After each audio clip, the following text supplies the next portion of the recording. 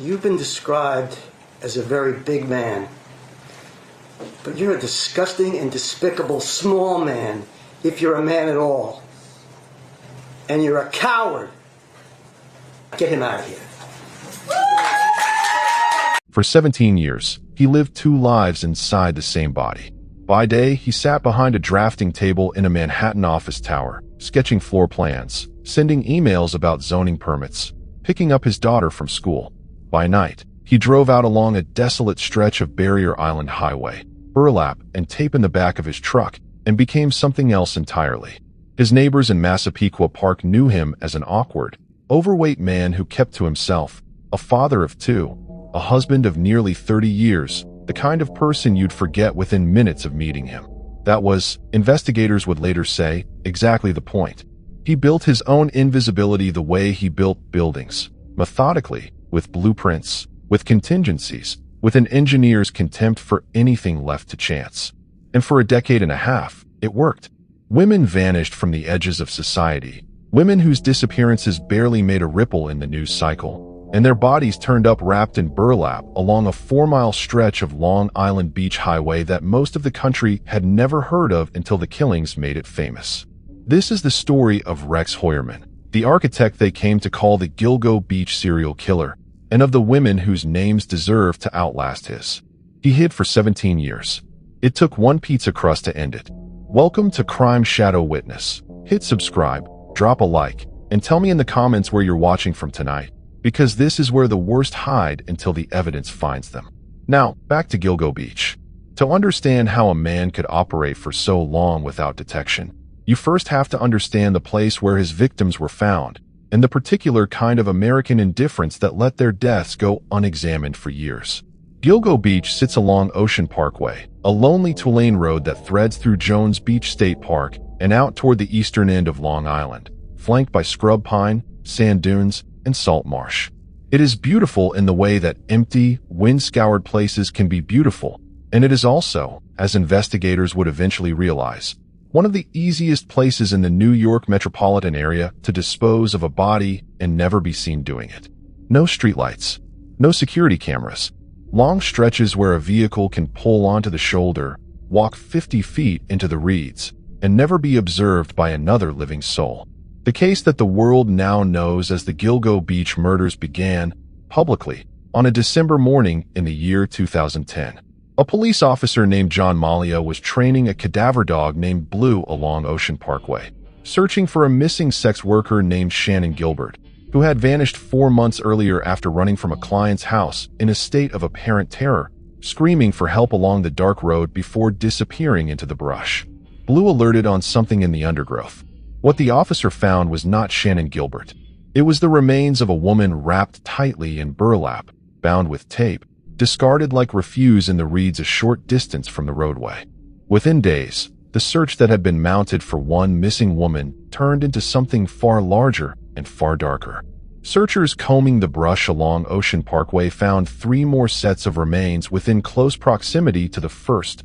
all women, all bound in burlap in strikingly similar fashion. Investigators would come to call them the Gilgo Four. Melissa Barthelemy, 24 years old, a call girl advertising service worker from Buffalo who had come to New York City to make money and had vanished in July of 2009. Megan Waterman, 22, from Maine, who disappeared from a motel in Hauppauge in June of 2010. Amber Lynn Costello, 27, from North Carolina by way of West Babylon, who vanished in September of 2010. And Maureen Brainard-Barnes, 25, a Connecticut woman and mother of 2 young children who had been missing since July of 2007, making her remains the oldest of the 4 found that winter. All 4 women shared a set of grim commonalities that would come to define the case for the next decade and a half. All of them were engaged in sex work, advertising primarily through the internet classified site Craigslist. All of them had been strangled. All of them had vanished after arranging to meet a client by phone. And in at least several of the cases, investigators would eventually determine those calls had come from disposable prepaid phones, so-called burner phones, purchased in cash and used for a narrow window of time before being discarded. And all of their remains were found within a remarkably tight cluster along Ocean Parkway, suggesting not a series of coincidences, but the work of a single individual returning again and again to a location he considered safe. As the search continued into the following months, the picture grew stranger and more disturbing. Searchers found additional remains scattered along the same corridor. The partial skeleton of a toddler, later identified as the daughter of one of the victims. Unidentified remains belonging to a man dressed in women's clothing. The remains of an Asian male. And the skeletal remains of a woman whose identity would not be confirmed for years. By the time the initial search wound down, the count of bodies recovered from the area stood at 10, and possibly as many as 11, spanning what appeared to be different time periods, and, investigators suspected, potentially more than one perpetrator. Shannon Gilbert herself, the woman whose disappearance had triggered the search in the first place, was eventually found dead in a marsh roughly half a mile from where the search had begun, though her death would ultimately be ruled likely accidental. A drowning connected to a psychological crisis rather than a homicide, a separate tragedy tangled up in the same investigation by circumstance alone. For the families of the Gilgo Four, the discovery of their loved ones' remains did not bring the resolution any grieving family deserves. It brought a new kind of anguish, the knowledge of how their daughters and sisters and mothers had died, without any corresponding knowledge of who had done it to them. Melissa Barthelemy's mother had to be told by investigators that in the weeks after her daughter vanished, someone had continued using Melissa's phone to call her teenage sister, taunting her, describing in explicit terms what he had done to Melissa's body. Maureen Brainard-Barnes left behind 2 children, ages 1 and 7 at the time of her disappearance, who would grow up without a mother and without an answer. Amber Costello's family learned that on the night she vanished, a friend inside the house had heard the sound of raised voices and what sounded like a struggle, but had not intervened, believing it was simply another difficult client. The investigation that followed was, by nearly every honest account, deeply troubled. Suffolk County, the jurisdiction responsible for the case, was at the time led by a police commissioner named James Burke, who would later be sent to federal prison for beating a handcuffed suspect and then orchestrating a cover-up of the assault, and by a county executive whose administration would become mired in its own corruption scandals. Critics, including the victims' own families, would spend years alleging that the police department's dysfunction and a broader institutional indifference toward women in the sex trade allowed the case to stagnate. Tips went uninvestigated. Evidence sat untested. Suspects were named publicly and then quietly cleared, or never meaningfully pursued at all. For the better part of a decade, the Gilgo Beach murders became a kind of grim regional folklore, a case that true crime forums and amateur investigators picked over obsessively, while the official investigation, by most appearances, went nowhere. The families waited. The Reeds along Ocean Parkway kept their secrets. And in a quiet, respectable suburb an hour's drive from where the bodies were found, a man went on raising his children, going to his job, and hiding in plain sight. To understand why Ocean Parkway became the specific killing ground it did, it helps to understand a little bit about Long Island itself, a 118-mile spit of land stretching east from New York City that manages to hold, within its borders, some of the wealthiest suburban communities in the United States alongside pockets of real economic hardship, all connected by a network of highways that most drivers use to get somewhere else entirely.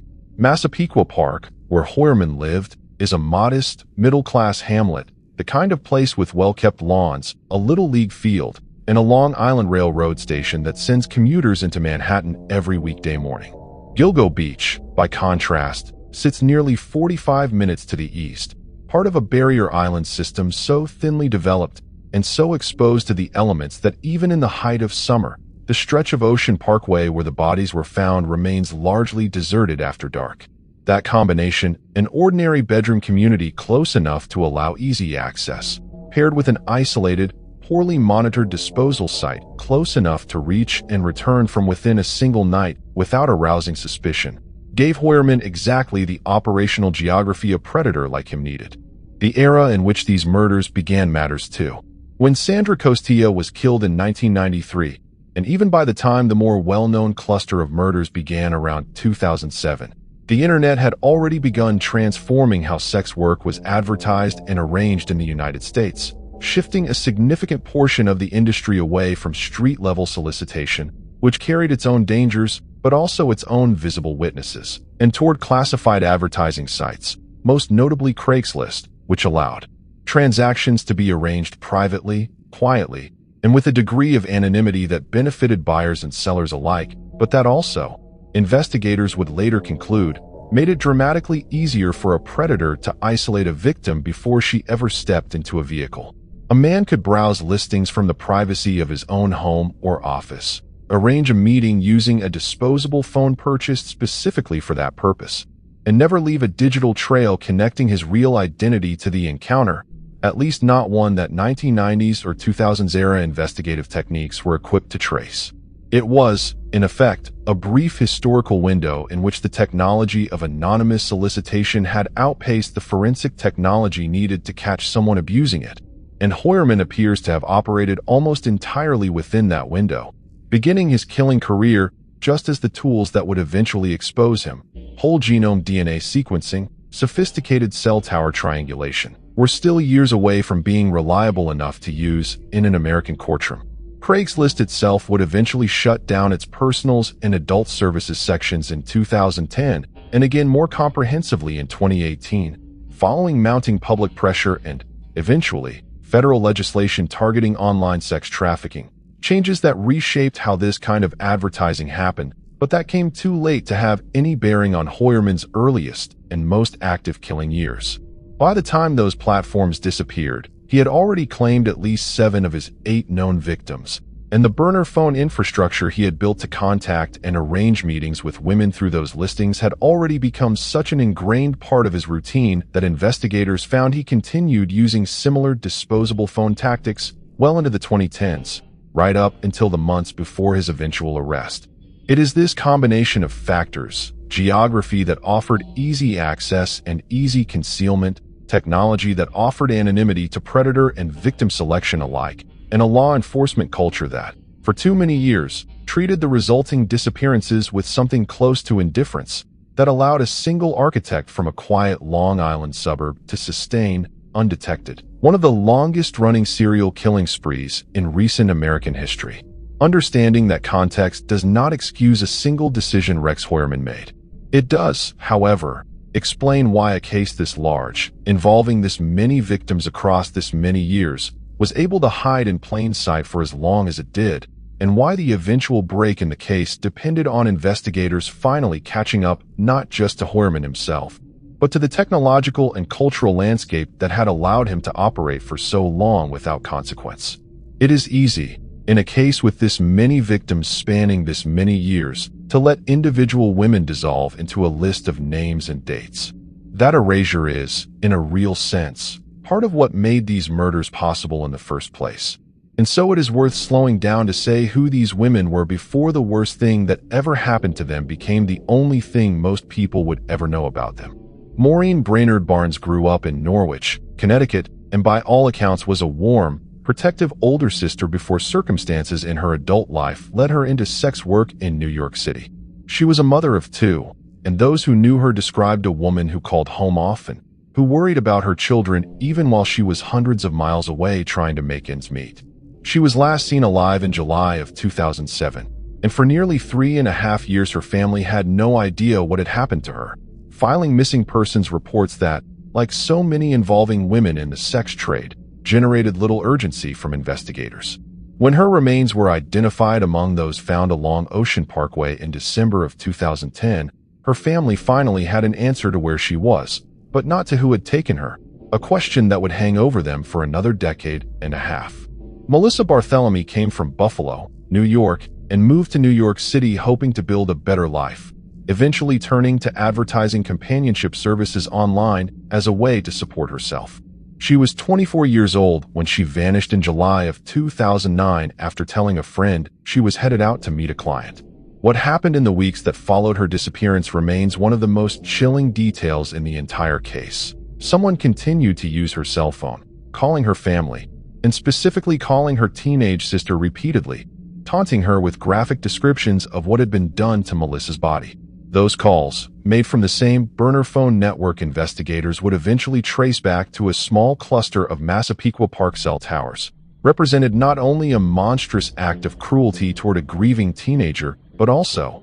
unknowingly, one of the earliest breadcrumbs in what would become a 13-year trail leading to her killer. Megan Waterman was from Scarborough, Maine, 22 years old, and had come to Long Island where she was, by the accounts of people who knew her, trying to save enough money to build a stable life for her young daughter, who was being raised by Megan's mother back in Maine. She vanished in June of 2010 after leaving a motel in Hauppauge to meet a client, and her remains were among those discovered later that same year. Her mother would spend years advocating publicly for the case to be taken seriously, appearing at press conferences and giving interviews specifically because she refused to let her daughter's death be treated as an afterthought. Amber Lynn Costello grew up in North Carolina before relocating to West Babylon, New York, where she was 27 years old and, according to friends, was actively trying to leave sex work behind and get her life on a different track when she vanished in September of 2010. On the night she disappeared, a friend inside the house where she was staying reportedly heard raised voices and sounds consistent with a struggle and made the decision not to intervene, assuming it was simply a difficult client rather than something requiring immediate action. That single decision, made in a moment with no way of knowing what was actually happening, has haunted people close to Amber for years, a reminder of how thin the margin can be between an ordinary bad night and a homicide, and how little support existed at the time for anyone to recognize the difference. Amber's sister has spoken publicly in the years since, describing living with the awareness that her sister's remains sat unidentified for a period after their discovery, and expressing the particular anguish of learning, piece by piece over more than a decade, exactly how she died and who was responsible. Jessica Taylor was only 20 years old when she died, and her case illustrates just how badly the original investigation faltered. Her remains were first discovered, in fragmentary form, in 1996, but investigators at the time did not connect them to a larger pattern, and the rest of her remains were not recovered until 2011, 15 years later, during the broader search connected to the Gilgo Beach discoveries. That gap, a full decade and a half between the first and final recovery of a single victim's body, speaks to how thoroughly Heuermann understood the terrain he was using and how confident he had become that no one was tracking his pattern. Valerie Mack, 24 years old, met a similarly fragmented fate, with portions of her remains recovered years apart and not conclusively identified and connected to the broader case until long after her disappearance. Her mother, Joan Mack, would go on to become one of the most visible advocates for the victims' families throughout the years that followed, eventually standing in the Suffolk County courtroom at Heuermann's sentencing to deliver words that captured, perhaps better than any other single statement in the entire case, the peculiar and incomplete nature of the justice finally delivered, that it had been done, but that it could never replace what had been stolen. Sandra Costilla's case stands apart from the others in one crucial respect. For 3 decades, no one connected her death to the Gilgo Beach killings at all. She was 28 years old when she was murdered in 1993, her remains discovered in North Sea, Long Island, an area geographically distinct from Ocean Parkway. It was only the renewed investigative effort of the 2020s, combined with advanced DNA analysis, that revealed she had been one of Heuermann's earliest known victims, extending his killing career backward by roughly 17 years from what investigators had originally believed, and forcing a complete reassessment of how long he had been operating and how many other unsolved cases across the region might eventually be connected to him. And then there is Karen Vergata, 34 years old, whose remains were discovered near Gilgo Beach years before Heuermann's arrest, but who was never formally charged in connection with his case at all.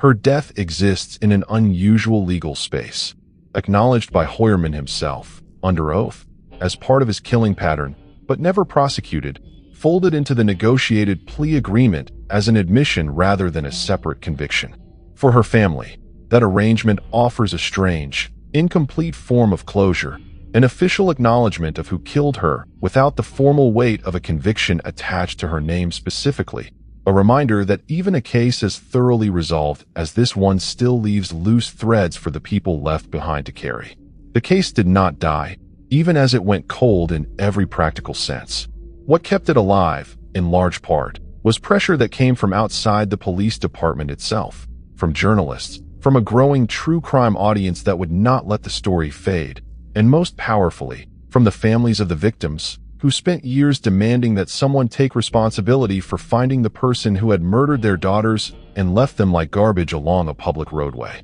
That pressure eventually found a receptive audience in a newly elected Suffolk County District Attorney named Ray Tierney, who took office in January of 2022 and almost immediately made the Gilgo Beach murders a priority, assembling a new multi-agency task force that pulled in the Suffolk County Police Department, the New York State Police, and the FBI. What that task force did differently, more than anything else, was refuse to accept the limitations of the original investigation. They went back through more than a decade of evidence with fresh eyes, cross-referencing old tips against new forensic techniques, and re-examining a detail that earlier investigators had documented but never fully chased down. A description, from a friend of Amber Costello's, of a large, unsettling man who had picked her up on the night she disappeared, driving what the witness described as a green pickup truck, specifically identified as resembling a Chevrolet Avalanche. That single detail, a witness's memory of a distinctive vehicle from over a decade earlier, became one of the load-bearing pillars of the entire renewed investigation. Working alongside the vehicle description, investigators returned to the burner phones. Years earlier, cell tower data had shown that at least 4 of the disposable phones used to contact victims, including calls made to Amber Costello and to Melissa Barthelemy's teenage sister, connected to cell towers clustered in a strikingly small geographic area, a slice of Long Island covering the town of Massapequa Park and its immediate surroundings, roughly a 20-minute drive from where the bodies were ultimately found. That narrowing was significant, but it still left investigators with a haystack of possible suspects among the tens of thousands of residents in that area. What they needed was a way to cross-reference the geography against something else. That something else came from motor vehicle records. Investigators began pulling registration data for green Chevrolet Avalanche trucks registered to residents of the target area and cross-referencing that list against the phone data, against tax records, against public information about who in that specific radius might plausibly have the freedom of movement, the resources, and the psychological profile to have committed these crimes over more than a decade. One name rose to the surface: Rex Andrew Heuermann, an architect who lived in Massapequa Park with his wife and 2 children, and who commuted daily into Manhattan, where he worked at a boutique architecture firm not far from the burner phone activity investigators had traced to the area around his office. Heuermann was, on paper and in person, almost aggressively unremarkable. He was 59 years old at the time investigators zeroed in on him, a heavy-set man over 6 feet tall with an imposing, somewhat disheveled physical presence that several witnesses would later describe using the word ogre. He had been married to his wife, Asa Ellerup, for nearly 3 decades. He had a grown daughter and a teenage son. He had lived in the same house on First Avenue in Massapequa Park for years, a modest, cluttered property that neighbors would later describe as increasingly run down, its exterior often littered with junk and construction debris, a detail that in hindsight investigators would connect to Heuermann's evolving efforts to conceal what was happening inside. Once Heuermann's name surfaced as a serious person of interest, the task force moved with deliberate, methodical patience, determined not to repeat the mistakes of the earlier investigation by moving too fast, tipping their hand, and losing the ability to build an airtight case. They began covert surveillance, watching his movements, documenting his patterns, and waiting for an opportunity to obtain something that would give them irrefutable forensic proof: his DNA. On May the 19th of 2023, surveillance teams watched Heuermann enter a cell phone store in Midtown Manhattan, an action investigators believed was consistent with the pattern they had already identified of someone periodically adding minutes to prepaid, cash-purchased phones, the same kind of burner phones used to contact victims more than a decade earlier. It was a small, almost mundane act, and it would become one more thread tying the present-day Heuermann to the killer investigators had been hunting since 2010. The forensic breakthrough that investigators needed came from something even more mundane than a trip to a phone store. On January the 26th of 2023, a surveillance team watched Heuermann finish eating lunch outside his Manhattan office and throw away a pizza box in a public trash can on Fifth Avenue. Investigators recovered the discarded box, and inside it, a partially eaten pizza crust bearing his saliva. That crust was sent for DNA testing, and compared against a piece of critical physical evidence that had been sitting in an evidence locker for more than a decade. A strand of male hair recovered from the burlap wrapping one of the victim's remains, hair that had never been successfully matched to anyone. On June the 12th of 2023, the results came back. The DNA extracted from the pizza crust matched the DNA profile from the hair found on the burlap. Combined with the vehicle evidence, the cell tower data, and Heuermann's personal phone records placing him in the same locations as the burner phones at the times victims were contacted, prosecutors believe they finally had enough to make an arrest. On July the 13th of 2023, law enforcement officers took Rex Heuermann into custody outside his Manhattan office. He was formally charged the following day with 3 counts of first-degree murder and 3 counts of second-degree murder in the deaths of Melissa Barthelemy, Megan Waterman, and Amber Lynn Costello, and named as the prime suspect in the death of Maureen Brainard-Barnes, the fourth of the so-called Gilgo Four. Though prosecutors indicated they were still building the case needed to formally charge him in her killing. At his arraignment,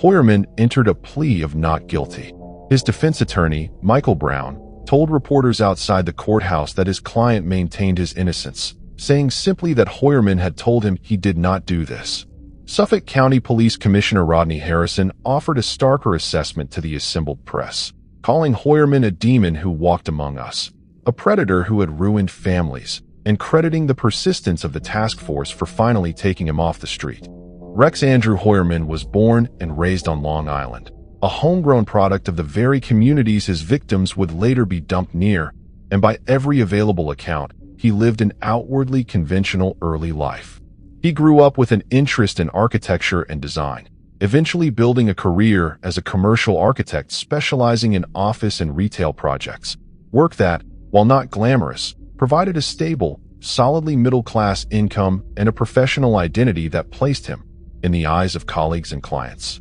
firmly within the category of unremarkable working professionals that make up the vast majority of any American suburb. He married Asa Ellerup in the mid-1990s, and the couple settled into the house on First Avenue in Massapequa Park that would remain the family home for decades, eventually raising 2 children there, a daughter who would grow into adulthood alongside her father's secret, and a son who was still a teenager at the time of the arrest. Colleagues who worked alongside Heuermann in the architecture world described him, in interviews conducted after his arrest, in strikingly consistent terms. Competent but unremarkable, socially awkward, physically imposing in a way that some found mildly unsettling, but that no one connected to anything more sinister than simple introversion. He was, by these accounts, the kind of employee who did his work, kept largely to himself, and generated no particular reputation, positive or negative, over years of professional interaction. That total absence of any red flag,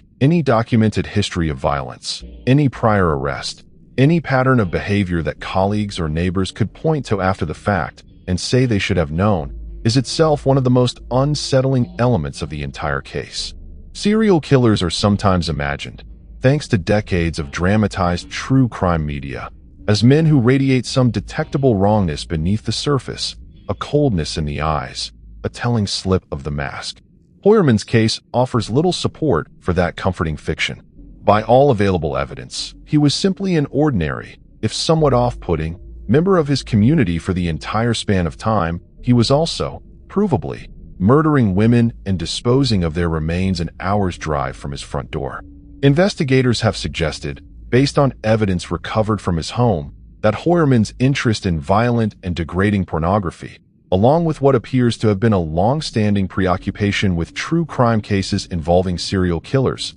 developed over years and may have provided both a psychological outlet and, disturbingly, a kind of operational education, a way of studying how other offenders had been caught in order to avoid making the same mistakes himself. The extensive collection of cell phones recovered from his properties, along with the planning document investigators found detailing what appeared to be considerations for victim selection and evidence disposal, suggests a man who treated his own criminal activity with the same systematic, research-driven approach he brought to his professional architectural work, reviewing, refining, and adjusting his methods over time based on what he observed about how similar cases were investigated and prosecuted elsewhere. His family's experience in the aftermath of his arrest has become its own small, painful subplot within the larger case. Asa Ellerup filed for divorce not long after her husband's arrest, and has spoken publicly, though sparingly, about the process of reckoning with the discovery that the man she had shared a home and raised children with for nearly 3 decades had been living an entirely separate, murderous existence for most, and perhaps all, of that time. She and her children have taken steps to distance themselves from the Heuermann name and from the property on First Avenue, which drew intense public and media attention in the months following the arrest, becoming an unwilling landmark for onlookers and journalists alike. Their situation echoes a pattern seen in other cases involving family members of serial killers who maintained conventional domestic lives alongside hidden violence. Families left to grapple not only with grief and shock, but with a kind of retroactive violation of their own sense of history, forced to look back at years of ordinary family memories, holidays, school events, quiet evenings at home, and wonder how much of what they believed they knew about their own lives was ever actually true. It is worth taking a moment to walk through exactly how investigators turned a decade-old witness description and a scattering of disposable phone records into a specific, addressable suspect, because the methodology itself is a masterclass in patient forensic detective work, the kind that rarely makes for dramatic television, but that actually solves cases like this one. The starting point was cell site location information, sometimes called seed cell, a technical term for the data that cell phone carriers retain showing which cell towers a given device connected to at what times. Investigators had known for years that at least 4 burner phones, used to make initial contact with several of the victims, had connected to a specific and relatively small cluster of towers whenever calls were placed. That data alone told them the calls were being made from somewhere within a defined geographic area covering Massapequa Park and its immediate surroundings, but it could not, on its own, identify a single person out of the tens of thousands who lived, worked, or passed through that area on any given day. What the task force did next was cross-reference that geographic footprint against other categories of data that could plausibly narrow the field. They looked at motor vehicle registration records for the specific make and model of truck a witness had described seeing on the night Amber Costello disappeared, a green Chevrolet Avalanche, filtering for registrations tied to addresses within or near the target cell tower cluster. They looked at employment and property records to identify who among that narrowed list had regular, verifiable reasons to be moving between Massapequa Park and Midtown Manhattan, since some of the burner phone activity had also been traced to towers near Heuermann's eventual place of business. And they cross-referenced all of that against tips and witness descriptions collected over the preceding 13 years, including physical descriptions of an unusually large, imposing man that several surviving witnesses, women who had encountered someone matching that description under circumstances that frightened them enough to end contact and avoid him afterward, had provided to investigators at various points throughout the long life of the case. That layered cross-referencing process, methodical rather than flashy, is what eventually produced Rex Heuermann's name as a serious person of interest rather than merely one name among thousands. From that point forward, investigators shifted into a covert surveillance phase designed specifically to develop probable cause for a more invasive search without alerting Heuermann that he was under scrutiny, a delicate balance given how many years the original investigation had already been compromised by leaks, mistakes, and institutional dysfunction. Surveillance teams documented Heuermann's daily movements for weeks, cataloging his commute, his lunch habits, and, crucially, the May 2023 visit to a Midtown Manhattan cell phone store that investigators believed was consistent with maintaining a disposable device, a small but significant behavioral data point that reinforced everything the geographic and vehicle analysis had already suggested. The forensic centerpiece, though, remained DNA, and the path investigators took to obtain a usable sample from Heuermann without tipping him off illustrates just how much modern criminal investigation now depends on what forensic scientists call abandonment doctrine, the well-established legal principle that a person forfeits any expectation of privacy in genetic material they knowingly discard in public, such as saliva left on a piece of food thrown into a public trash can. Investigators surveilling Heuermann watched him finish lunch outside his office on January the 26th of 2023 and discard a pizza box, at which point they recovered it from the public trash receptacle, entirely within the bounds of existing case law, and extracted a usable DNA profile from saliva remaining on a piece of crust. That profile was then compared, using increasingly sophisticated genetic sequencing technology, against a decade-old piece of physical evidence that had sat largely dormant in an evidence locker for years. A single strand of male hair recovered from the burlap wrapping one of the earliest identified victims. Hair that had never previously been successfully matched to any known individual using the DNA testing technology available at the time it was originally collected. The match, confirmed on June the 12th of 2023, connected Heuermann directly and scientifically to physical evidence from the crime scene itself, transforming a compelling but circumstantial pattern of geographic, vehicular, and behavioral evidence into something prosecutors could take before a grand jury with confidence. It is a case study, in other words, in how cold cases actually get solved in the modern era, not through a single dramatic breakthrough, but through the patient layering of imperfect data points, cell towers, vehicle records, employment patterns, decade-old witness memories, and finally genetic science, until the overlapping circles of evidence leave only one name standing in the center. The morning of the arrest itself has been reconstructed in detail through court filings and reporting in the years since, and it plays out with the kind of quiet, procedural anticlimax that so often characterizes the actual moment law enforcement finally catches up to someone who has evaded them for years. There was no standoff, no chase, no dramatic confrontation. Surveillance teams who had been tracking Heuermann's movements for weeks watched him leave his Manhattan office as he did most days, and took him into custody on the street outside, ending, in the space of a few quiet minutes, a hunt that had consumed 13 years since the first bodies were discovered and, investigators would eventually determine, 30 years since his first known killing. He was formally charged the following day, arraigned before a judge who, given what prosecutors described in court as the extreme depravity of the alleged crimes, ordered him held without bail, a decision that meant Heuermann would spend the entirety of the roughly 3 years between his arrest and his eventual guilty plea confined to the Suffolk County Jail in Riverhead, never again setting foot in the house on First Avenue where, according to his own later admissions, at least some of his victims had been killed. The press conference that followed the arrest offered the public its first real window into the scale of what investigators believed they had uncovered. District Attorney Ray Tierney, standing before a room of reporters, described an investigation that had ultimately relied on more than 300 subpoenas and search warrants, a staggering figure that reflected just how many individual threads, phone records, financial transactions, vehicle registrations, and forensic samples had to be pulled and cross-referenced before investigators felt confident enough to make an arrest that would withstand the scrutiny of a criminal trial. Suffolk County Police Commissioner Rodney Harrison's blunt public assessment of Heuermann, delivered at that same press conference, that he was a demon who walked among us, a predator who had ruined families, captured both the visceral horror investigators felt at what they had uncovered inside Heuermann's home and storage unit, and the genuine sense of relief and vindication after so many years of institutional failure that had allowed him to continue operating. Reporters at the time pressed officials on an obvious and uncomfortable question. How had a man who lived so close to the disposal site, who worked in an office within walking distance of activity tied to the burner phones, and who drove a distinctive green pickup truck that a witness had described more than a decade earlier,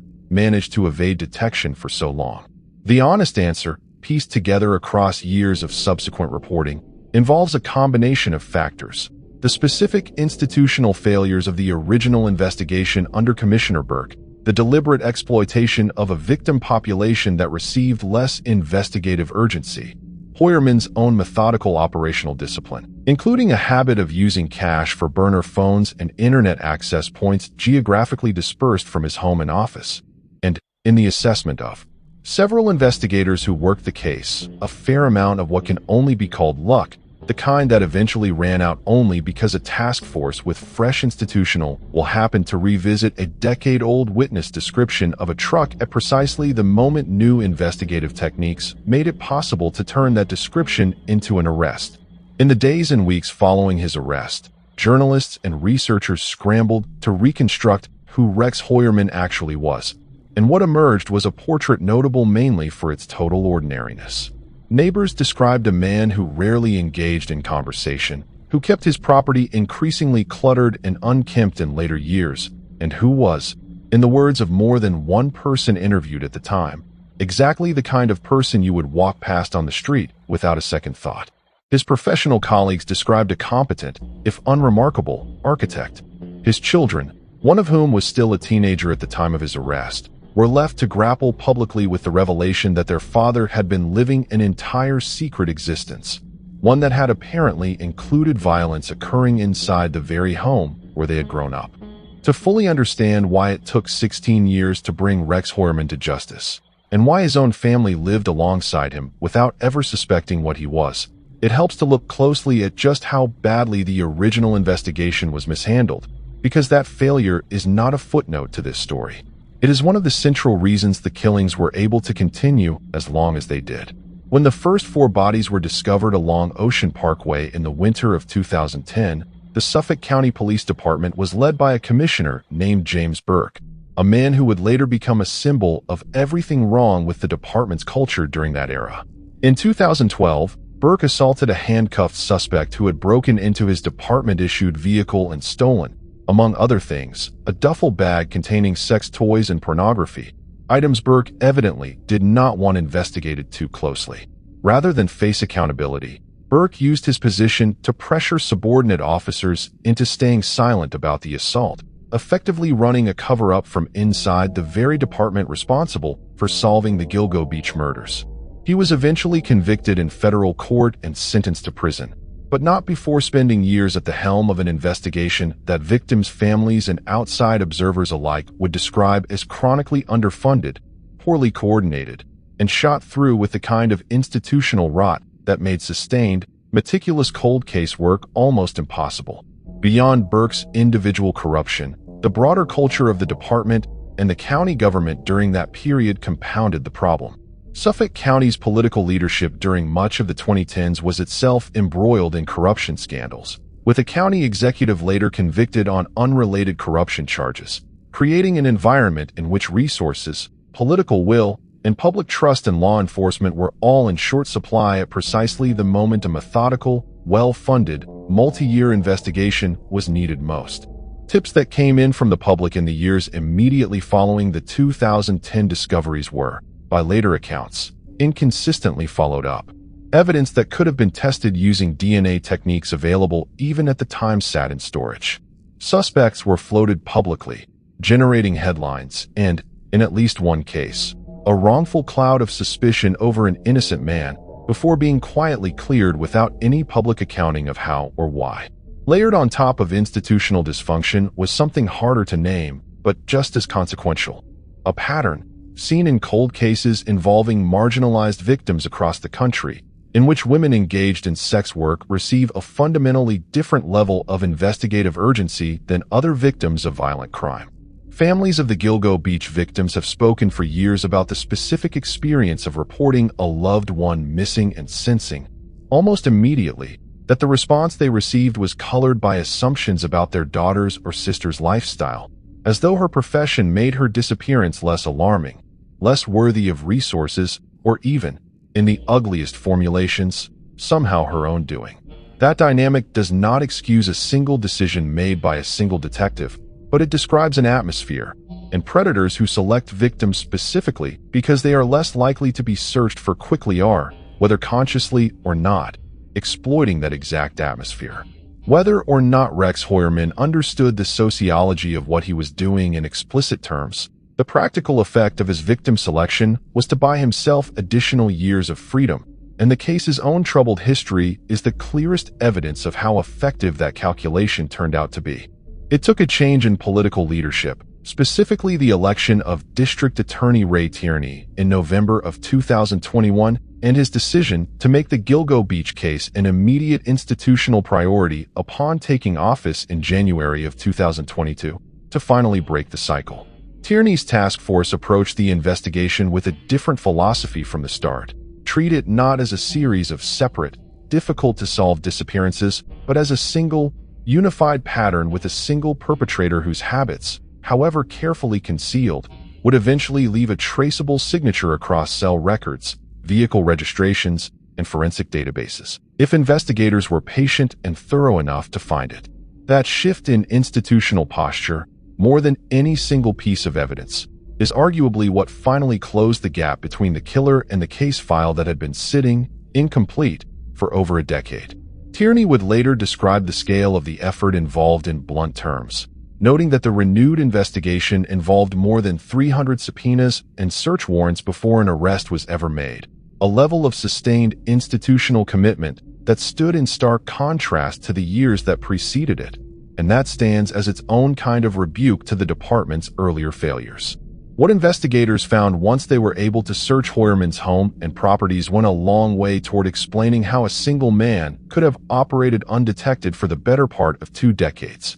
Inside the Massapequa Park house, and inside a storage unit he had rented separately from his family, investigators recovered a staggering cache of evidence. Dozens of cell phones, reportedly numbering around 46 in total, many of them clearly disposable burner-style devices, an extensive collection of violent and degrading pornography, firearms, and, perhaps most chilling of all, digital documents that appeared to function as a kind of operational planning record, including a Microsoft Word document investigators would later describe as reading like a blueprint for abduction and murder, outlining considerations about victim selection, disposal methods, and avoiding detection with the same clinical precision Heuermann brought to his architectural drawings. Investigators also recovered firearms and evidence connecting Heuermann to a basement space in his home that had, according to later admissions, served as the actual location where at least some of the murders were carried out. The victim strangled in a house where his wife and children slept upstairs,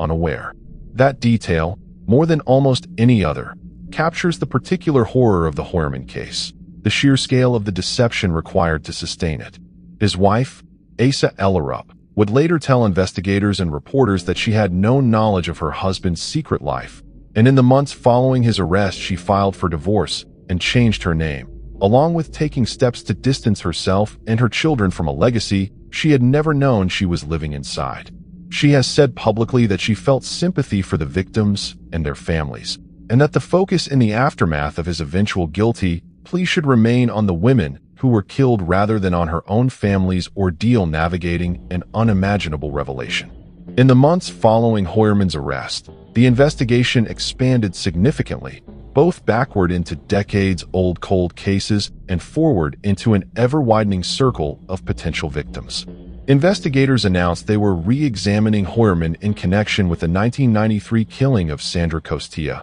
whose remains had been discovered in North Sea, Long Island, and had never previously been connected to the Gilgo Beach cases at all, a detail that, once confirmed, extended the presumed span of Heuermann's killing career backward by roughly 17 years. Investigators also pursued a connection to the earlier 1989 death of a woman named Carmen Vargas, examining whether Heuermann's activities stretched back even further than initially believed. By December of 2024, prosecutors had gathered enough additional forensic evidence, largely through advanced whole genome DNA testing techniques applied to hair samples recovered from multiple victims, to charge Heuermann in 4 additional murders. Maureen Brainard-Barnes, completing the set of the original Gilgo Four, Jessica Taylor, 20 years old at the time of her death, whose partial remains had been found in 1996 with the rest not recovered until 2011. Valerie Mack, 24, whose remains had similarly been discovered in fragments recovered years apart,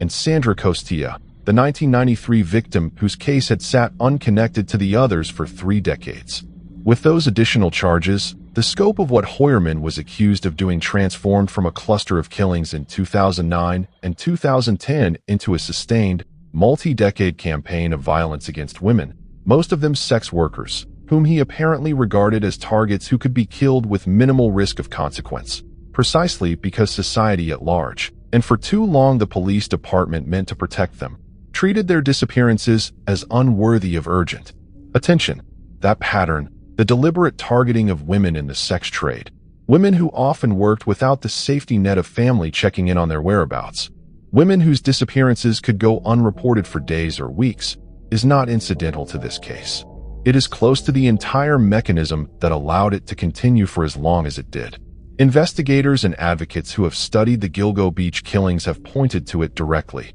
Predators who select victims from marginalized populations are, in a functional sense, exploiting a gap in how society values different lives, betting correctly that fewer resources will be devoted to finding them and fewer questions will be asked when they vanish. Heuermann's alleged pattern of contacting his victims through burner phones tied to Craigslist advertisements, of meeting them under the pretense of purchasing sex, and of choosing women who were often estranged from stable family support, reflects a calculated exploitation of exactly that gap. It is why so many of the family members who eventually stood in a Suffolk County courtroom to confront him spoke not only about their own grief, but about the years spent being ignored, doubted, or dismissed by a system that should have been searching for their loved ones from the very beginning. 16 years. 13 family members in that courtroom. One confession. If you're still with me, type, "I'm still here" below. Crime Shadow Witness reads, everyone. Smash like, hit subscribe, we're not done yet. Now, let's get back to it, because the legal battle that followed Heuermann's arrest was almost as complicated as the investigation that led to it. None of the forensic breakthroughs that eventually led investigators to Rex Heuermann's door happened in a vacuum, and it would be a disservice to the families of his victims to tell this story as though the case simply sat dormant for 13 years before a task force quietly solved it. In truth, the years between 2010 and 2023 were defined, for many of these families, by an exhausting, sustained campaign to keep their loved ones' cases from disappearing entirely from public consciousness, waged largely without institutional support and often in direct tension with the very police department meant to be helping them. Maury Gilbert, the mother of Shannon Gilbert, the young woman whose disappearance initially triggered the search that uncovered the Gilgo Four, became one of the most visible and outspoken advocates in the early years of the case, giving interviews, attending vigils, and publicly pressing Suffolk County officials for updates long after the initial burst of media attention faded. Her advocacy came at real personal cost and continued even as her own family endured additional tragedy in the years that followed. Melissa Barthelemy's mother, Lynn Barthelemy, similarly spent years speaking publicly about her daughter, determined that Melissa be remembered as more than a statistic, and pushing back against the framing, common in early coverage of the case, that reduced the victims to their profession rather than treating them as full people who had been failed twice, first by whoever killed them, and second by a system that seemed indifferent to finding out who that was. Megan Waterman's mother, raising Megan's young daughter in Maine in the years following her disappearance, became another consistent public voice, appearing at press conferences and in television interviews specifically to keep pressure on investigators, understanding intuitively what advocates and criminologists have long documented, that public attention and media coverage function as genuine investigative resources, generating tips,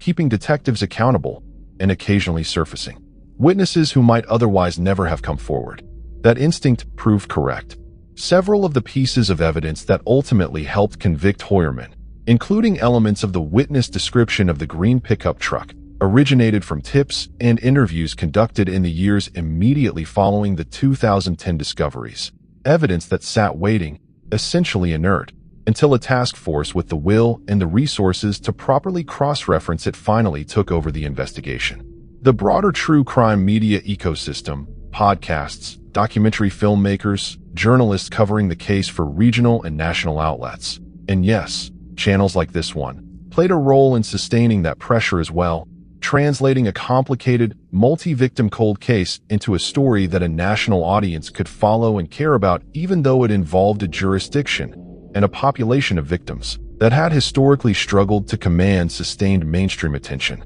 Investigative journalists who covered Suffolk County politics throughout the 2010s connected the dots publicly between the department's internal corruption under Commissioner Burke and its failure to make progress on the Gilgo Beach case, reporting that almost certainly contributed to the political environment that eventually made Ray Tierney's task force possible and gave him the public mandate to pursue it aggressively once he took office. By the time Heuermann was finally arrested in July of 2023, the mothers, sisters, and children of his victims had spent between 13 and 30 years living with unresolved grief, much of it made heavier by the sense that the world, and specifically the institutions responsible for protecting people like their daughters, had decided their cases simply did not matter as much as others. The eventual guilty plea and life sentence did not erase those years. But for many of the family members who stood in that Suffolk County courtroom in June of 2026, the sentencing hearing represented something they had fought for relentlessly and had,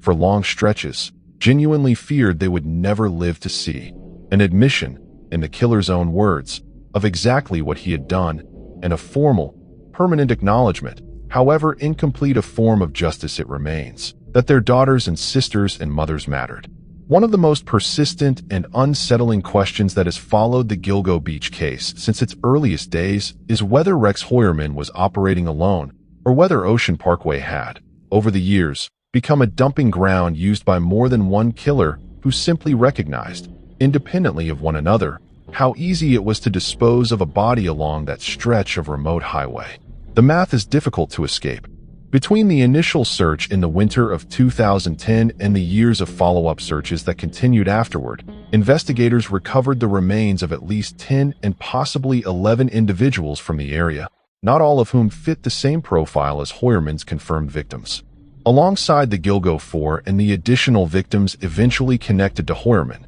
searchers also found the partial skeletal remains of a toddler, later identified as the young daughter of one of the victims and believed to have been killed separately, the remains of an unidentified man found dressed in women's clothing, and the remains of an Asian male whose identity and connection to the broader case, if any, has never been publicly resolved. For years, true crime researchers, journalists, and some investigators themselves have debated whether these additional remains represent the work of Heuermann operating under a broader and more varied pattern than his eventual guilty plea reflects. The work of an entirely separate and still unidentified killer who happened to use the same remote corridor, or some combination of both. Given how uniquely suited the terrain was for anyone seeking to dispose of a body without detection. Suffolk County officials have been notably cautious on this point, acknowledging publicly that the broader investigation into all of the remains recovered from the area is not considered fully closed even after Heuermann's conviction and sentencing. District Attorney Tierney has said as much directly, describing the case, even at the time of the initial 2023 arrest, as one that was not over but only beginning, a statement that has proven prescient given how much additional investigative work followed over the subsequent 3 years. That ongoing uncertainty took on new dimension in the spring of 2025, when Nassau County Police, in a jurisdiction adjacent to Suffolk County, announced the identification of a woman and her young child whose remains had been recovered near Gilgo Beach years earlier, Tanya Denise Jackson and her 2-year-old daughter, Tatiana Marie Dykes. Their identification came after Heuermann had already been charged in multiple murders, but before his eventual guilty plea, and it added yet another layer of complexity to a case that many had assumed, incorrectly, was nearing a tidy conclusion. Whether Jackson and her daughter's deaths are connected to Heuermann specifically, to another perpetrator entirely, or to circumstances unrelated to the broader serial killings, remains an open investigative question, one more reminder that a case of this scale rarely resolves in a single, clean line, and that the guilty plea of one man, however comprehensive, does not necessarily mean every question raised by more than a decade of discoveries along that highway has been answered. This lingering uncertainty is precisely why investigators secured Heuermann's ongoing cooperation as part of his plea agreement rather than simply allowing the case to close with his sentencing. His first-hand knowledge of his own crimes, of the disposal patterns he used, and potentially of information relevant to other unresolved cases in the same geographic area, represents an investigative resource that prosecutors were unwilling to walk away from, even after securing a conviction that, on paper, resolved 8 murders spanning 17 years. It is a sobering thing to sit with, that even a case widely covered as definitively closed, complete with a guilty plea, a dramatic sentencing hearing, and a life sentence with no possibility of parole, may still contain unresolved threads that could take years, or may never fully be untangled at all. From the moment of his arrest, Heuermann's defense team, led by attorney Michael Brown, mounted an aggressive challenge not to the broad strokes of the prosecution's timeline, but to the specific forensic methods underpinning it. The centerpiece of that challenge was the whole genome DNA sequencing technique prosecutors relied on to connect Heuermann's genetic material, drawn from that discarded pizza crust and later from a court-ordered cheek swab, to hair samples recovered from multiple victims across multiple decades. Brown argued that the laboratory performing this cutting-edge genetic analysis was not properly licensed to conduct forensic testing under New York public health law, and that the methodology itself represented an unproven, essentially experimental technique that had never before been permitted as evidence in a New York courtroom. In court filings and public statements, Heuermann's attorneys were withering in their criticism, describing the process at one point as amounting to little more than what they called magic dressed up as science, an attempt to get an untested method past a judge without the scrutiny it deserved. The prosecution pushed back hard, presenting expert testimony intended to establish that the whole genome sequencing techniques, while relatively new to criminal courtrooms, rested on well-established scientific principles and had been validated through rigorous peer review and laboratory protocol. The dispute consumed months of pre-trial hearings, becoming in many ways a referendum on how far forensic science had advanced since the original 1993, 2009, and 2010 killings, crimes committed in an era when DNA analysis of a single degraded hair strand recovered from decomposed remains buried in coastal brush would have been essentially impossible. In September of 2025, Suffolk County Supreme Court Justice Timothy Motzi issued a ruling that would prove decisive. He found the DNA testing methodology admissible, clearing the way for prosecutors to use it at trial, and marking, according to legal observers following the case, the first time this particular whole genome sequencing approach had been permitted as evidence in a New York criminal proceeding. It was a landmark evidentiary ruling in its own right, one likely to influence how cold cases are pursued using degraded genetic material for years to come, independent of whatever happened to Heuermann himself. With the DNA evidence cleared for use, prosecutors turned to bolstering the phone evidence that had first pointed investigators toward Heuermann more than 2 years earlier. Court filings introduced in March of 2026 laid out, in granular detail, the scope of Heuermann's alleged use of burner phones, alleging that he had used disposable devices to contact sex workers more than 500 times in just the 2 years leading up to his arrest, a pattern that prosecutors argued demonstrated not an isolated lapse in judgment,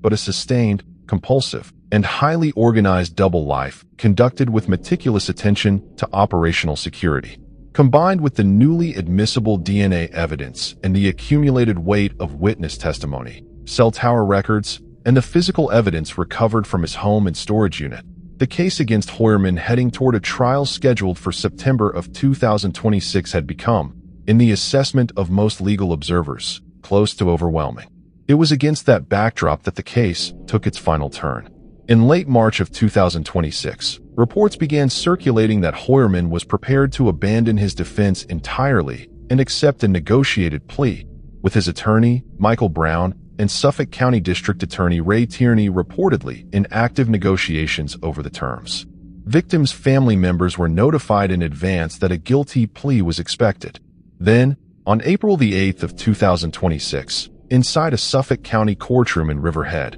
with his ex-wife and daughter watching from the gallery, Rex Heuermann stood and reversed nearly 3 years of maintained innocence. Under direct questioning from District Attorney Tierney, Heuermann formally pleaded guilty to 7 counts of murder, admitting he had killed Melissa Barthelemy, Megan Waterman, Amber Costello, Maureen Brainard-Barnes, Jessica Taylor, Sandra Costilla, and Valerie Mack. Asked how he had killed each of them, he answered with a single clinical word, repeated for each victim in turn: strangulation. He went further than the formal charges required, admitting under questioning that he had also strangled and killed an 8th woman, 34-year-old Karen Vergata, whose remains had been found near Gilgo Beach years earlier, but who had never been formally linked to him through charges, as part of the negotiated agreement that would leave that killing acknowledged but not separately prosecuted. In his own words, delivered in the same flat, procedural tone that had characterized his responses throughout the hearing,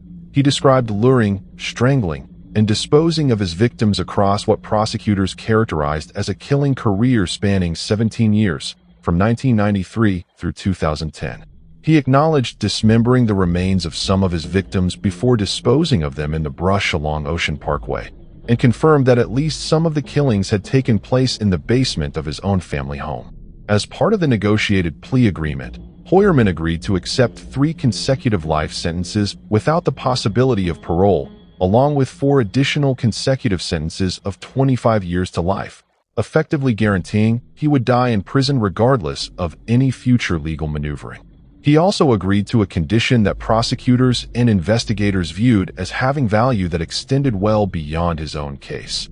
ongoing cooperation with the FBI's Behavioral Analysis Unit, the specialized division responsible for studying and profiling serial offenders, with the stated goal of helping investigators better understand and potentially identify other serial predators still operating undetected. Outside the courthouse following the plea, Heuermann's ex-wife, Asa Ellerup, addressed reporters briefly, saying that her thoughts and prayers were with the victims and their families, that their loss was immeasurable, and asking that the focus remain on them during what she described as an extraordinarily difficult time for everyone involved. Judge Timothy Motze set sentencing for June the 17th, closing the guilt phase of a case that had, in one form or another, consumed the resources of multiple law enforcement agencies, haunted a region for a decade and a half, and finally, after 3 years of aggressive pretrial litigation, ended not with the drama of a trial, but with the quiet, procedural finality of a man standing in a courtroom and admitting,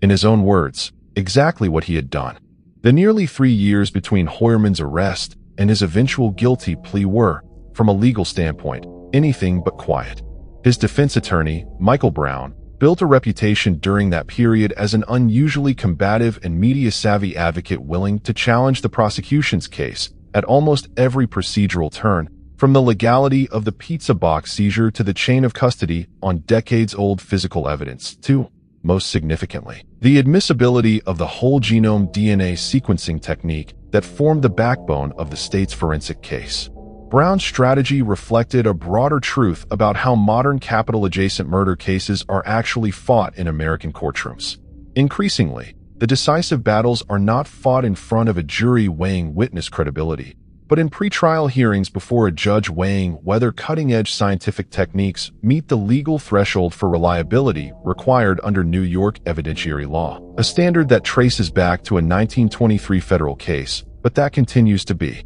tested and reshaped every time a new forensic technology, from early DNA fingerprinting in the 1980s to genetic genealogy databases in the 2010s to whole genome sequencing today, seeks admission into a criminal trial for the first time. Brown's public statements throughout this period consistently emphasized what he characterized as prosecutorial overreach, arguing at various points that the state was attempting to use an unlicensed, unvalidated laboratory process to secure a conviction it could not otherwise obtain, and suggesting that the entire DNA transfer theory underpinning the case, the idea that trace genetic material could migrate from a discarded pizza crust to a laboratory sample and then be reliably compared against degraded hair evidence recovered from remains that had been exposed to coastal weather conditions for years, rested on assumptions that had not been sufficiently tested in open court. These were not frivolous arguments. Forensic DNA analysis of severely degraded biological material genuinely does present real scientific and legal challenges,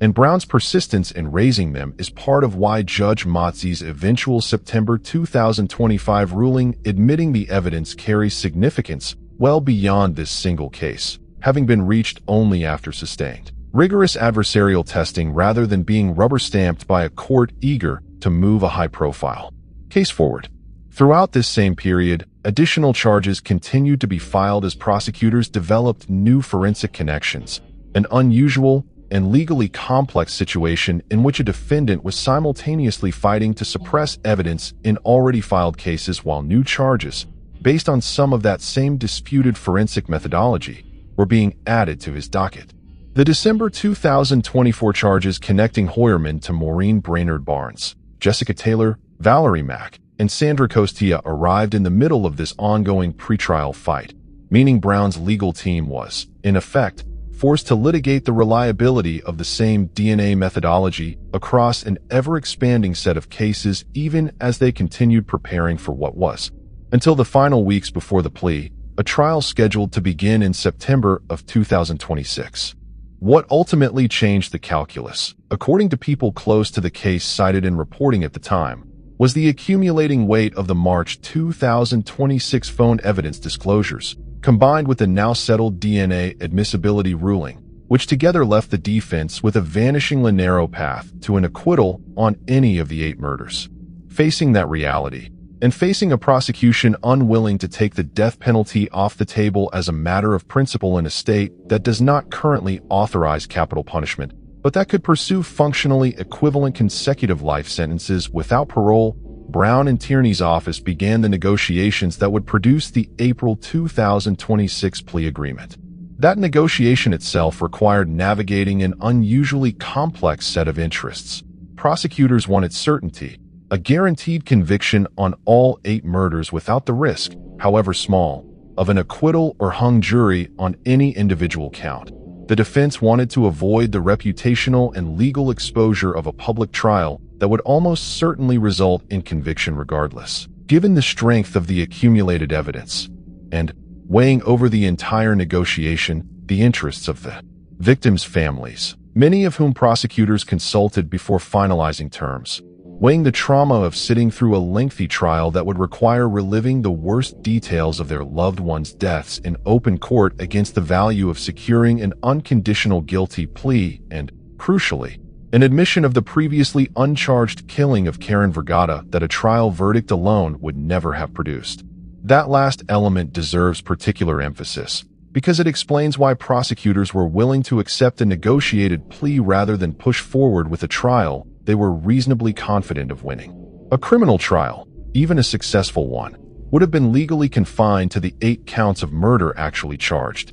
It could not have compelled Heuermann to admit, under oath, to killing Karen Vergata, a woman whose family had waited years without any formal acknowledgement of who was responsible for her death. The negotiated plea did exactly that, trading the theatrical certainty of a courtroom conviction for something arguably more valuable to the people most affected by this case. A direct, personal admission, delivered by Heuermann himself in his own words, that closed the book, however painfully, on one more family's unanswered question. There is a particular species of horror attached to serial killers who maintain conventional, even boring, outward lives, and Rex Heuermann sits comfortably within that unsettling tradition alongside names like Dennis Rader, the BTK killer who spent decades as a Boy Scout leader and church council president, and Gary Ridgway, the Green River Killer, who worked an ordinary job painting trucks while murdering dozens of women across the Pacific Northwest. What behavioral analysts who study offenders like this tend to emphasize is that the ordinary life is not incidental camouflage bolted onto a separate,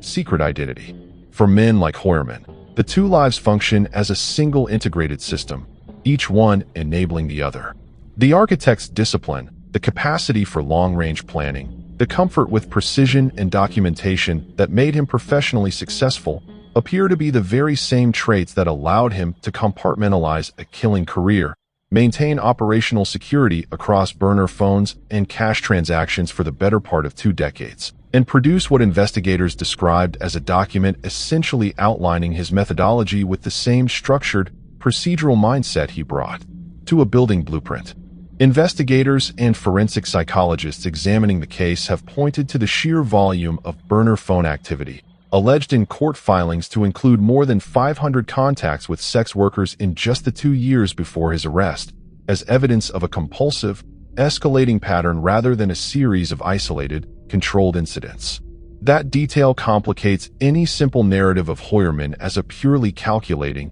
emotionless predator. It suggests instead someone whose behavior, however meticulously concealed, was also driven by something closer to addiction, a need that grew rather than diminished with time, even as the risk of exposure grew alongside it. The FBI's decision to secure his ongoing cooperation with its Behavioral Analysis Unit as a condition of his plea agreement reflects exactly this interest. Investigators believe that understanding how a man sustains this kind of double life psychologically, what triggers escalation, what maintains the discipline required to avoid detection for so long, has genuine value in identifying other offenders who may be following a similar pattern right now, undetected, in some other quiet suburb. The case has also become something of a landmark in the ongoing evolution of forensic genetic science, independent of Heuermann's individual guilt. The September 2025 ruling admitting whole genome DNA sequencing as evidence in a New York courtroom for the first time opened a door that prosecutors across the state,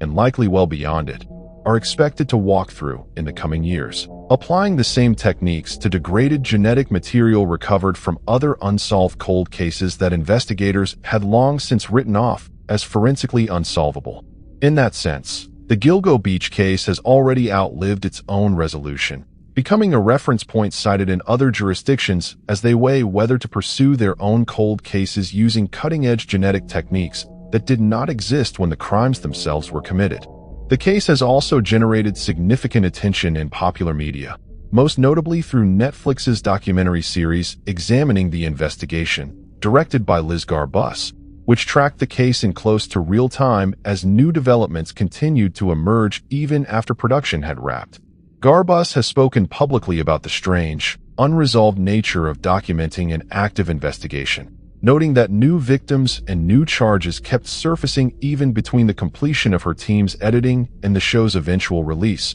a reflection of just how fluid and ongoing this case remained for years after Heuermann's initial arrest. That documentary, along with years of independent journalism, true crime podcasts, and online amateur investigation communities that had picked over the case since 2010, played a meaningful role in keeping public pressure on Suffolk County officials during the years when the official investigation appeared stalled, a reminder that sustained public attention, including the kind generated by channels like this one, is not incidental to how cases like this eventually get solved. It is very often part of the mechanism. Placed against the broader historical record of American serial homicide, the Heuermann case stands out for a specific and grim combination of factors rather than for any single record-setting statistic. 8 confirmed victims puts him well behind the total attributed to men like Gary Ridgway, who ultimately pleaded guilty to 48 murders in Washington state, or Samuel Little, whose confessions before his death in 2020 led the FBI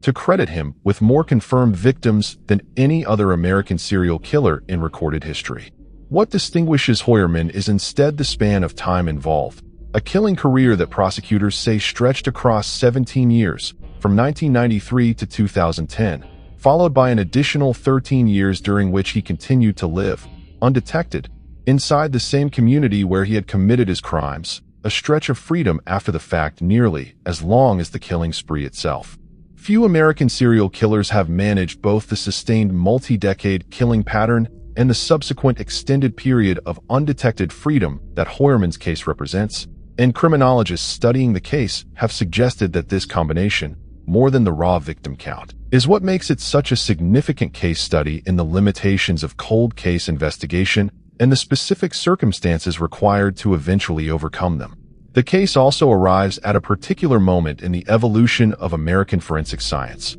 one defined by the increasing use of investigative genetic genealogy and advanced DNA sequencing techniques to crack cases that had been considered permanently unsolvable using earlier technology. The most famous example of this broader trend remains the 2018 arrest of Joseph James DeAngelo, the so-called Golden State Killer, whose identification after more than 4 decades relied on comparing crime scene DNA against public genetic genealogy databases rather than a government-controlled criminal database, a technique that opened an entirely new frontier in cold case investigation, and that has since led to the resolution of hundreds of previously unsolvable cases across the country. Heuermann's case, while relying on a somewhat different technical approach centered on whole genome sequencing of degraded hair evidence rather than genetic genealogy databases, belongs to this same broader wave, one in which cases that sat dormant for decades, victims whose families had been told for years that there simply was no more evidence left to test,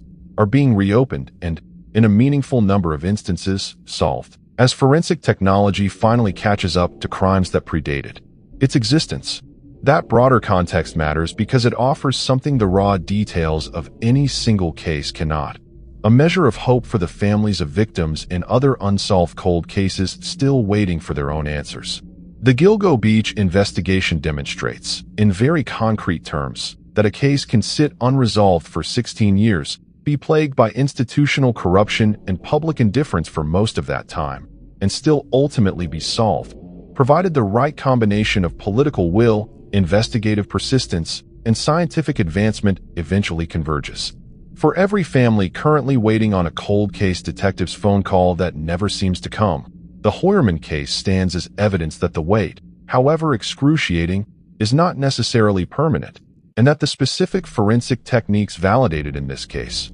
now formally admissible in a New York courtroom for the first time following Judge Motzi's September 2025 ruling, represent tools that prosecutors across the country are actively working to apply to their own backlogs of unsolved cases involving degraded or previously untestable biological evidence. The sentencing hearing itself, held on June the 17th of 2026 at Suffolk County Court in Riverhead, became something the guilty plea alone could not provide. A chance for the people left behind to speak directly to the man who had taken their loved ones, in a room he could not avoid and from which he could not simply walk away. 13 family members of the victims filled the courtroom, some traveling considerable distances, all of them carrying grief that had been allowed to calcify, unresolved, for as long as 16 years in some cases and 33 years in the case of Sandra Costilla's family. One by one, they rose to speak, and the accounts that followed painted a portrait not of an abstract monster,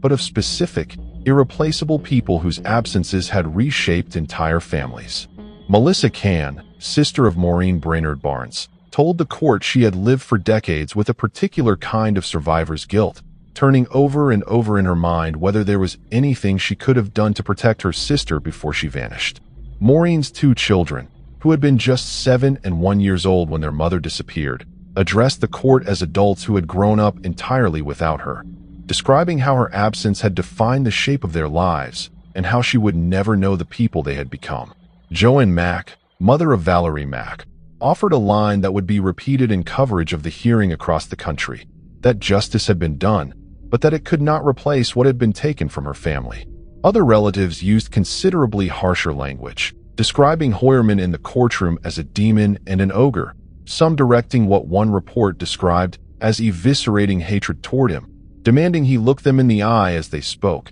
a demand he did not meet. Throughout the proceeding, Heuermann, now 62 years old, largely kept his head down, offering little visible reaction even as family members addressed him directly. When the judge asked whether he wished to make a statement of his own, he stood, as ordered, and offered only a handful of words, that there were no words he could say, that anything he might say would have no meaning, and that he intended to leave it there. Judge Motzi pressed him further, asking whether he was at least a little bit sorry for what he had done to what the judge called these poor innocent women. Heuermann did not offer a substantive answer. Moments later, as the hearing concluded and Heuermann was led from the courtroom, family members in the gallery broke into chants and applause, releasing, however briefly and however incompletely, 16 years of accumulated grief and rage into a room that had finally, formally, assigned responsibility for what had happened to their daughters, sisters, and mothers.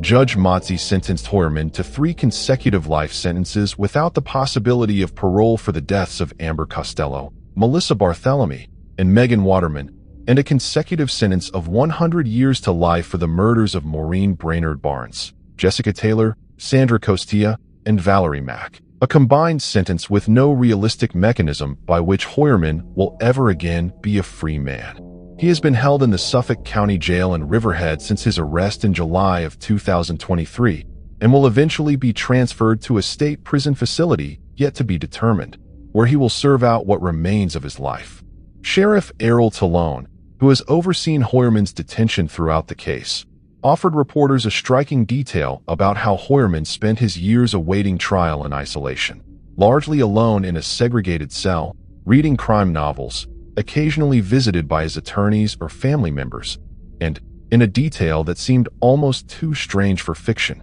striking up a brief correspondence with another notorious convicted killer known publicly as the Happy Face Killer. As part of his plea agreement, Heuermann now faces no further prosecution in connection with the 8 women whose murders were addressed in the April hearing, but his obligation to cooperate with the FBI's Behavioral Analysis Unit remains ongoing, and Suffolk County officials have indicated that the broader investigation into the Gilgo Beach killings is not entirely closed. Additional remains recovered from the area over the years, including those of other unidentified victims and a mother and toddler identified only in the spring of 2025 as Tanya Denise Jackson and her 2-year-old daughter Tatiana Marie Dykes, remain the subject of ongoing scrutiny, and investigators have not ruled out the possibility that Heuermann's cooperation or further forensic advances could eventually resolve additional cases connected either to him or to other individuals who may have used the same stretch of remote highway to dispose of victims across the years. What the Heuermann case ultimately reveals is not a single, isolated failure, but a layered one. A police department that, for years, treated the disappearances of sex workers with something close to institutional indifference. A killer who understood and exploited that indifference with the same calculating precision he brought to his professional life. And, eventually, a renewed investigative effort that succeeded only once it combined patient, methodical old-fashioned detective work, the kind built on cell tower triangulation and a witness's decade-old memory of a green pickup truck, with forensic science that did not exist when the earliest of his victims died. It took the length of an entire adolescence, from the disappearance of Sandra Costilla in 1993 to a guilty plea in a Riverhead courtroom in 2026, for the system to catch up to a man who, for most of that time, was hiding roughly 1 hour's drive from the beach where he left his victims. The women he killed, Sandra Costilla, Jessica Taylor, Valerie Mack, Maureen Brainard-Barnes, Melissa Barthelemy, Amber Lynn Costello, Megan Waterman, and Karen Vergata, were daughters, sisters, and mothers first, long before they became case numbers or headlines, and it is worth ending, deliberately, on their names rather than his. It is worth stepping back, in these final moments, from the specifics of Rex Heuermann's crimes to look at the wider pattern his case sits inside, because Gilgo Beach is not an isolated anomaly. Researchers who study serial homicide in the United States have long noted that offenders who specifically target sex workers tend to operate longer, kill more victims, and evade detection more effectively than those who target victims from other populations, precisely because of the dynamics this case illustrates so clearly: inconsistent reporting, slower police response, and a cultural tendency to view these women as somehow less than fully innocent victims, a framing that no person, regardless of their profession or circumstances, deserves to have applied to their murder. The FBI's own data on serial killers who target what researchers sometimes clinically refer to as high-risk victims backs this up. In cases like the Green River Killer in Washington state, who murdered dozens of women over roughly 2 decades before his eventual capture, or the so far unidentified perpetrator or perpetrators potentially responsible for some of the still unexplained remains found along Ocean Parkway, suggest that Heuermann's ability to operate for 17 years was disturbing, but not, in the broader context of American serial homicide, unprecedented. What makes the Gilgo Beach case matter beyond its own borders is the way it eventually forced a reckoning with that dynamic, at least within Suffolk County. The formation of Ray Tierney's task force, and its explicit decision to treat these cases with the same institutional urgency any other homicide investigation would receive, stands as a kind of overdue correction, one that families of the victims fought for, in public and often at considerable personal cost, for more than a decade before it finally happened. Advocates who work with sex workers and their families have pointed to this case as both a cautionary tale and, cautiously, a hopeful one. Proof of how badly things can go when a vulnerable population's disappearances are treated as lesser crimes, but also proof that sustained public pressure, competent leadership, and advances in forensic science can eventually deliver something resembling justice, even after years of institutional failure. None of that erases the years those families spent without answers, or the additional victims who may have been killed during the specific window when the original investigation stalled and Heuermann, by his own admission, continued operating with what appears to have been growing confidence. But it does offer something worth holding on to. That cases like this are never permanently unsolvable. That patient investigative work and public attention, including the kind of attention this very video represents, continue to matter, and that the women whose names anchor this story, whatever the world once assumed about their lives, were owed exactly the same urgency, the same resources, and the same relentless pursuit of justice as any other victim of violent crime in America. For the communities that make up this stretch of Long Island, the case leaves behind a complicated legacy that will likely outlast the news cycle by years. Gilgo Beach itself, once an obscure barrier island destination known mainly to local surfers and beachgoers, is now permanently associated in the public imagination with one of the most disturbing serial murder cases in recent American history, a transformation that residents and local business owners have had to navigate uneasily, caught between the desire to move forward and an obligation not to let the case, or the women it claims, be forgotten simply because the news trucks have gone home. Massapequa Park, too, has had to sit with the uncomfortable knowledge that a man capable of this much sustained violence lived among them for decades, driving the same roads, shopping at the same stores, attending